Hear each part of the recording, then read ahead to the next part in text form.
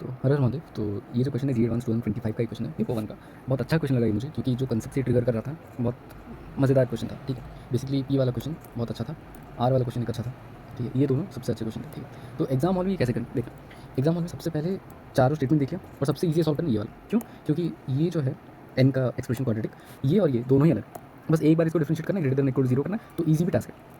Okay, लेकिन यहाँ पे मल्टी प्लेटफॉर्म है तो ये थोड़ा सा कॉम्प्लिकेटेड है। और फिर ये है ग्रेटेस्ट इंटीजर फंक्शन, तो इसमें एनालिटिक्स थोड़ा लगेगा। ठीक है, तो सबसे पहले इसको सॉल्व किया एग्जाम हॉल में। ठीक है, ओके, तो देखना अगर वो सॉल्व कर दिया तो क्यू और क्यू तो मतलब एक ही दो ऑप्शन आराम से रिजेक्ट हो जाएंगे। ठीक है, तो इसलिए पहले क्यू सॉल्व करिए। तो क्यू अगर हम सॉल्व करते हैं तो क्या करना पड़ेगा, इंक्रीजिंग या डिक्रीजिंग चेक करने के लिए क्या करना पड़ता है, एक बार differentiate which is greater than और इक्वल टू जीरो प्रूव करना पड़ता है। ठीक है, तो वैसा ही किया नॉर्मल। तो 2n² माइनस 13n माइनस 15 और इसका डिफरेंशिएशन किया तो कितना है 3x² plus 3 should be greater than equal to zero. Okay, clear, easy. अच्छा, फिर ये तो इसमें कंट्रीब्यूट ही नहीं करा क्योंकि हमेशा ग्रेटर देन और इक्वल टू 1 है। ठीक है, सॉरी यहाँ पे ग्रेटर देन और इक्वल टू 3 है। ओके, तो अभी हम बस इससे सॉल्व करना है, इस वाले एक्सप्रेशन को। तो अगर इसको सॉल्व किया तो आया क्या देखना, 2n² plus 2n minus 15n minus 15 should be greater than और इक्वल टू जीरो। और यहाँ पे कितना है 2n, और यहाँ से कॉमन आ गया -15, और यहाँ से कितना कॉमन आ जाएगा n+1, n+1 should be greater than और इक्वल टू जीरो। अच्छा, n क्या है यहाँ पे अच्छे से देखा, नेचुरल नंबर। ओके, तो यहाँ पे तो -1 आ रहा है जो कि पॉसिबल ही नहीं है, तो इसको भी राइट हैंड साइड मतलब बोथ साइड डिवाइड कर लिया। तो यहाँ पे n कितना है, n इज ग्रेटर देन और इक्वल टू 7.5। तो नेचुरल नंबर 7.5 से बड़ा कौन सा, 8 है, तो n इक्वल टू 8 है इसका करेक्ट आंसर। तो क्यू का आ गया ऑप्शन नंबर 1। ठीक, तो इसमें से ये वाला ऑप्शन कैंसिल और ये वाला ऑप्शन कैंसिल। और देखना, और एक बात, अभी जल्दी अगर सॉल्व करने तो आर और एस तो दोनों ही दिया है, पी देखना पड़ेगा। ठीक है, तो पी देखें, पी कैसे देखते हैं देखो एक बार आराम से। अच्छा, तो पी में क्या दिया कि ग्रेटेस्ट इंटीजर फंक्शन के अंदर एक पॉलिनोमियल डिवाइडेड बाय एन। ठीक, और बोला क्या कि ये कंटिन्यूस होना चाहिए। अच्छा, कोई भी ग्रेटेस्ट इंटीजर फंक्शन कंटिन्यूस कब होता है, डिसकंटिन्यूस कब होता है, पहले वो सोचो। Discontinuous only at integral values.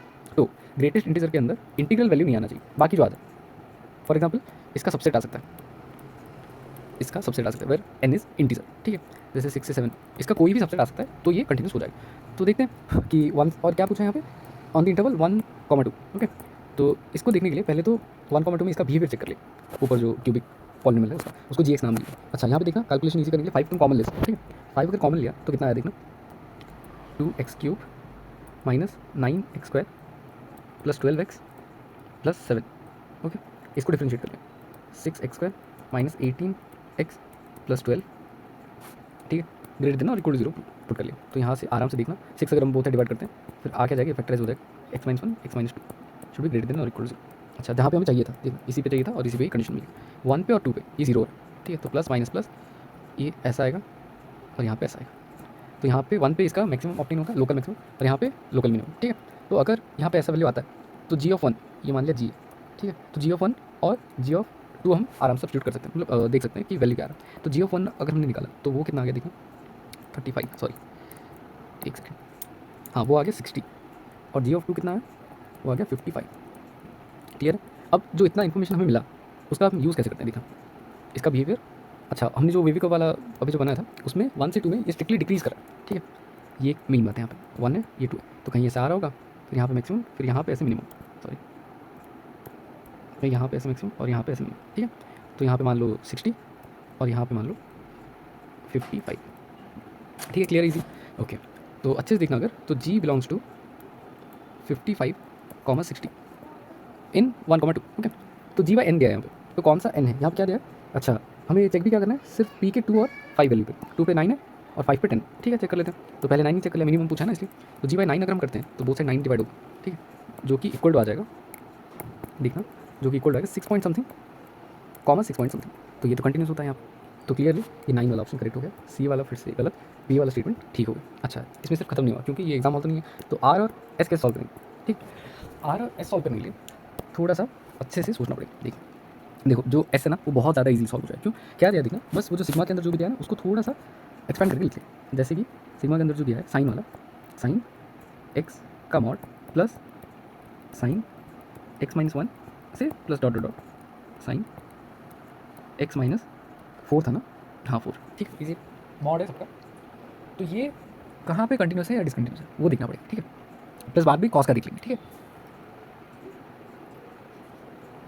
अच्छा, तो देखने जाएँ तो साइन मॉड ऑफ एक्स, इसका ग्राफ कैसे बनता है आराम से देखना। किसी का भी अगर तुम्हें ग्राफ बनाना है तो क्या करना, साइन एक्स का जो ग्राफ है तुम्हें तो पता होगा, ऐसा ऐसा बनता है, ठीक है।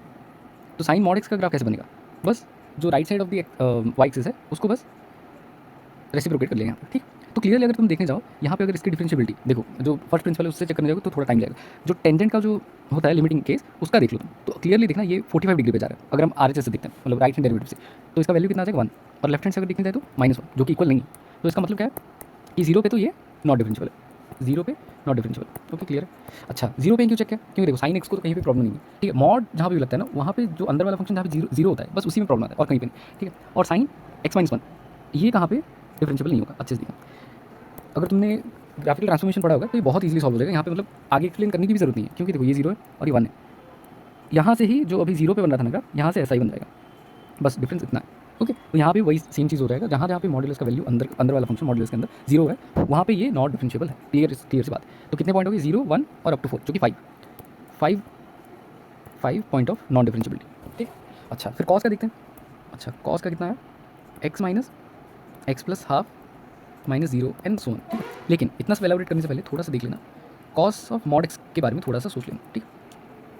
मॉड एक्स के बारे में अगर तुम सोचने जाओ तो ये कैसे बनता है, कॉस एक्स का ग्राफ ऐसे बनता है। तो कॉस ऑफ मॉड एक्स कैसे बनेगा, क्योंकि ये पहले से ही इवन फंक्शन है, तो बोथ साइड पहले अगर मॉड भी लगा देते हैं तो ये ऐसा ही ऐसा रहेगा, और जहाँ पे 0 है यहाँ पे डिफरेंशिएबल भी है। तो क्लियरली इसकी वजह से कोई भी पॉइंट ऑफ नॉन डिफरेंशिएबिलिटी नहीं आएगा। तो इसका मतलब क्या है, आंसर इसका क्या आ गया, 5 आ गया। तो कौन सा ऑप्शन है, आर का नहीं सॉरी एस का 3 ना, हाँ एस का 3, ये भी सॉल्व हो गया, एस भी 3, ये भी हो गया, ये भी हो गया। अब देखना आर। तो यहाँ पे जो आर वाला स्टेटमेंट है, ये आर वाला जो स्टेटमेंट है, ये चेक करने से पहले, ठीक है, हमें पहले देखना पड़ेगा कि यहाँ पे जो लोकल मिनिमा का जो इसने बोला है उसके बारे में थोड़ा सा एनालिसिस करना पड़ेगा एट x = 3। तो उसके लिए क्या करना पड़ेगा, इसको एक बार डिफरेंशिएट करना पड़ेगा, ठीक है। अच्छा तो एक बार डिफरेंशिएट किया तो क्या है इसका वैल्यू देखना, x² - 9 to the power n into 2x + 2 और प्लस यहाँ पे कितना आएगा वैल्यू, x² + 2x + 2 इंटू यहाँ पे n x² - 9 to the power n - 1। Okay clear easy. और इसका चेन रूल फिर 2x। ओके तो क्लियरली हमें दिखना चाहिए यहाँ पे कि n is strictly greater than 5। तो यहाँ पे n = 1 नहीं है तो हमें टेंशन लेने की जरूरत नहीं है। तो x = +or -3 पे ये भी 0 बनेगा और ये भी 0 बनेगा, तो ओवरऑल 0 ही बनेगा, ठीक है। इसको मान लेते हैं h', ठीक है, ये है h', ठीक है। अब हमें देखना पड़ेगा कि x - 3 का जो पावर है यहाँ पे जो n है या फिर n - 1, इसमें कोई और वैल्यू तो कंट्रीब्यूट नहीं कर रहा। मतलब फॉर एग्जाम्पल अगर मान लो हमने ऐसा इक्वेशन लिखा x - 4 plus x - 3 into x - 1। अच्छा तो अगर हमने इसका लोकल मैक्सिमा या मिनिमा अगर हमने फाइंड किया, ठीक है, मैं ये क्यों समझा रहा हूँ क्योंकि आगे पता चलेगा, ठीक है। तो अगर हमने इसका लोकल मैक्सिमा या मिनिमा अगर फाइंड किया, ठीक है, तो हमने डायरेक्टली देख लिया यहाँ पे कि x का जो x - 3 का जो पावर है वो यहाँ पे भी और यहाँ पे भी और x - 3 ये सेटिस्फाई भी कर रहा है, तो हमने डायरेक्टली ऐसा किया और प्लस और माइनस लगा दिया यहाँ पे, ठीक है। तो ऐसे करके हमारा आ जाएगा इक्वेवी का, जो कि हो जाएगा गलत। क्यों, हमें ये भी तो देखना पड़ेगा कि x - 3 को जब हमने कॉमन लिया और एक x - 3 का फैक्टर तो नहीं बन रहा, x - 3 का ओवरऑल पावर क्या है वो भी देखना पड़ेगा हमें। तो यहाँ पे अगर हमने x - 3 कॉमन लिया तो क्या बन रहा है देखना, एक सेकंड, हाँ क्या बन रहा है, तो 2x - 5 बन रहेगा। अच्छा ये 2 है फिर, हाँ ये 2 है, तो 2x - 6 = 0। तो क्लियरली देखना x - 3 to the power square आ गया और यहाँ पे 2 आ गया।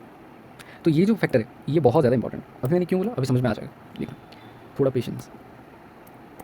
हाँ तो अभी हमें क्या करना पड़ेगा, x = +-3 पे तो ये आ रहा है 0 हमें पता है, लेकिन इसको हमने जब कॉमन लिया तब इसका तो कोई फैक्टर नहीं बन रहा ना, वो देखना पड़ेगा। तो यहाँ से हमने x to the power 9 sorry x² - 9 to the power n - 1 common ले लिया, तो अंदर क्या बचा x² - 9 इंटू, अच्छा 2 भी कॉमन ले लिया यहाँ पे x + 1 प्लस क्या क्या बचा देखा 2xn इंटू x² + 2x + 2, ये इतना बचा।